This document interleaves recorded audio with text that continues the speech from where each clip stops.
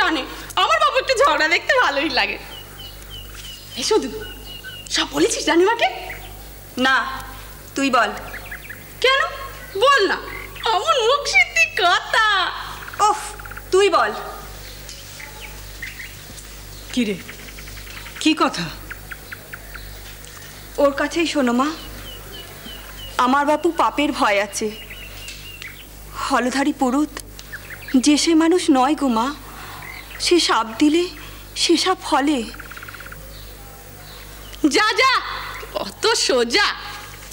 জানো রানীমা, ওই হলধারী পুরুত কি যে বলি, রামো রামো ছ্যা ছ্যা ছ্যা ছ্যা ছ্যা কোত্থেকে বেষ্টমী ধরে এনেছে গো।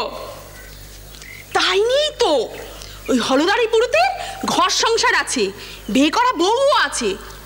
তার সত্ত্বেও ওই বেষ্টমীকে নিয়ে কিসের যে এত পুজো? আচ্ছা বাবা। হ্যাঁ মা, তাই। আসলে ও যখন লুকিয়ে লুকিয়ে পুজো করে, তখন ওই বৈষ্ণবী ছোট কৃষ্ণ ঠাকুরের বিগ্রহটাকে নিয়ে বুকে ধরে থাকে। সেই নিয়ে তো মন্দিরে এত কানাকানি গো। আরে কানাকানি, সে তো রানীমা এই কুঠি বাড়িতে এসে আছেন বলে। তা এইভাবে কতদিন চলবে? হ্যাঁ বলি, ওই কানাকানি থেকে চেঁচামেচি হই হট্টগোল বাদ দিয়ে কতদিন?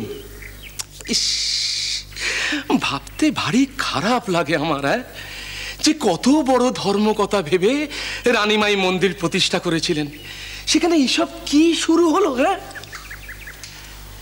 ছোট ভট্টাচার্যের গোষ্ঠীর লোক বলে তাকে মন্দিরে রাখা হলো। অথচ বেটা এমনই পাষণ্ড যে মাকে খেপিয়ে সাপ টেনে এনে নিজের ছেলেকে বলে দিল। আবার বৈষ্ণবী নিয়ে এসে ফষ্টি নষ্টি করছে। এখন তো আমার মনে হচ্ছে যে নিজে দাঁড়িয়ে থেকে এই মন্দিরে সব কিছু শোধন করি। এ তো গোড়ার প্রতিষ্ঠা থেকে সবই গলত। তা নিলে এমন হয়? হালদার মশাই, আগে আপনি থামবেন। আগে আমি বলছিলাম যে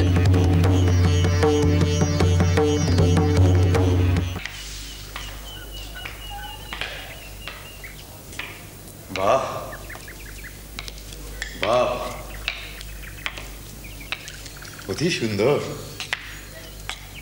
বড় সুন্দর জায়গা বেছে মায়ের মন্দির করেছে রাজাবাবু।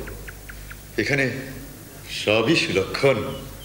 তোমার রানীমা লক্ষ্মীমতী, তুমি ভাগ্যবান। আপনার ভালো লেগেছে? হ্যাঁ, রানীমার এই মন্দির, বাগান, এ আমার আপন জায়গা। এখানে দিশা জঙ্গলেরও সুবিধে, এখানে অন্ন পানিরও সুবিধে। তাই ভাবছিলাম রাজাবাবু, তোমার এখানে কটা দিন কাটিয়ে যাও। এ তো আমার পরম সৌভাগ্য। আসলে আমাদের সাধু সন্তদের একটা ব্যাপার আছে জানো তো। আমরা এমনিতে যেমন তেমন করে কাটিয়ে দিতে পারি, কিন্তু ডেরাডাঙ্গা ফেলে আমাদের থাকবার জায়গাটি কিন্তু মনোমতো চাই। আমাদের ভিক্ষের কোনো অসুবিধে হলে কিছু যায় আসে না, 2-4 দিন উপোস করেও কাটিয়ে দিতে পারি।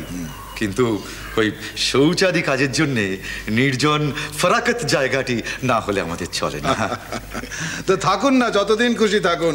রানীমা তো আপনাদের জন্য ফলাও ব্যবস্থা করে রেখেছে। হ্যাঁ, সেই জন্যই তো দলে দলে সাধুরা এখানে আসছে। আর একটা কথা জানো তো, কথা মুখে হাঁটে। এই সাধু ওকে বলছে, ও সাধু তাকে বলছে। এই বলতে বলতেই রানীমার এই মন্দিরের কথা দেশময় ছড়িয়ে গেছে। আর এখানকার সাধুরাও কিন্তু বুঝতে পেরেছে রানীমার এই বাগানে ভিক্ষের সুবিধের কথা। আর তার উপরে মা গঙ্গার কৃপায় এখানে জলেরও তো কোনো অভাব নেই। তা নেই। আর তার উপরে এখানে গদাধর বাবার মতন এরকম আপন ভোলা সাধুও আছেন। আমাদের ছুটে আসার কারণটাও কিন্তু সেটাই একটা বড় কারণ।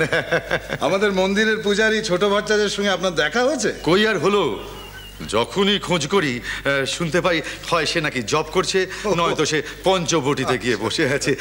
তবে হবে হবে, তার সঙ্গে দেখা আমার হবেই। কেননা আমরা তো সবাই ওই একই ভগবানের পথে ছুটছি, তাই ওই পরস্পরের ধাক্কা একদিন লাগবে।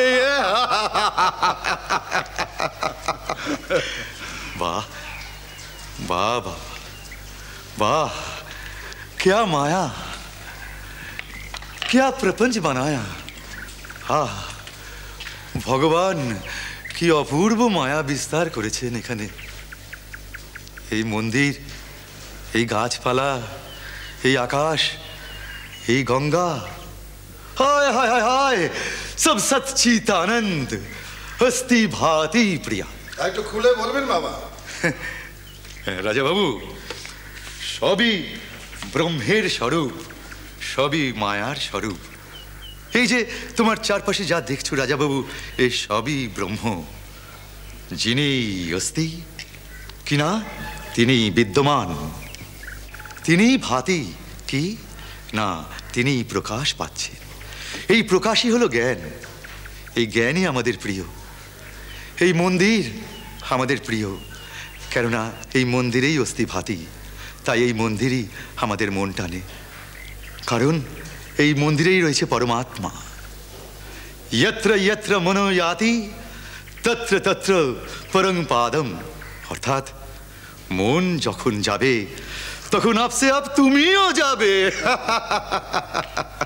আপনার কথা আমার ভীষণ ভালো লেগেছে।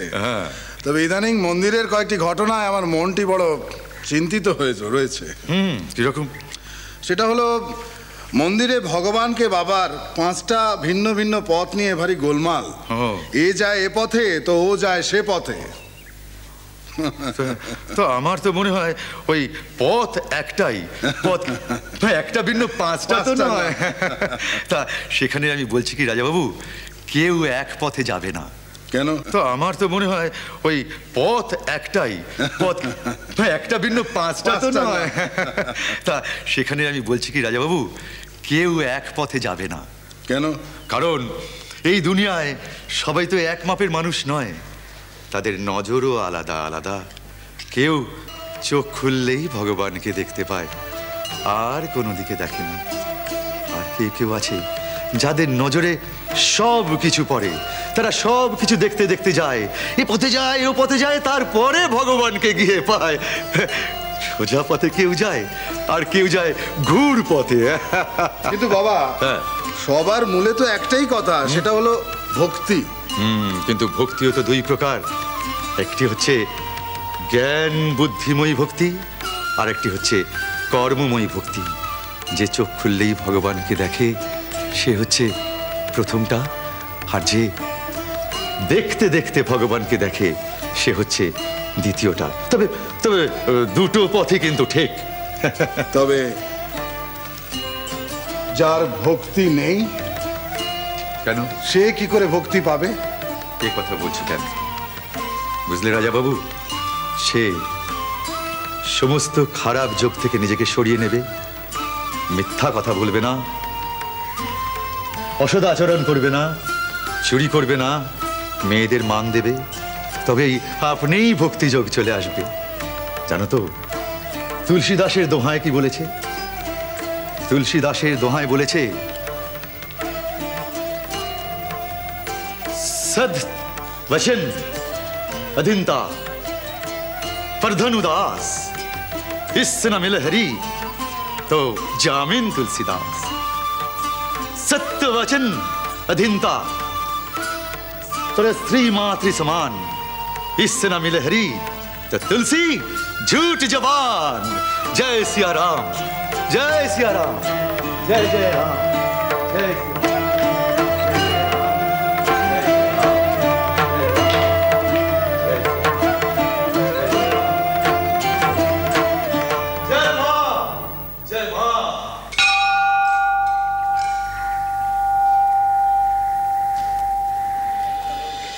श्री राम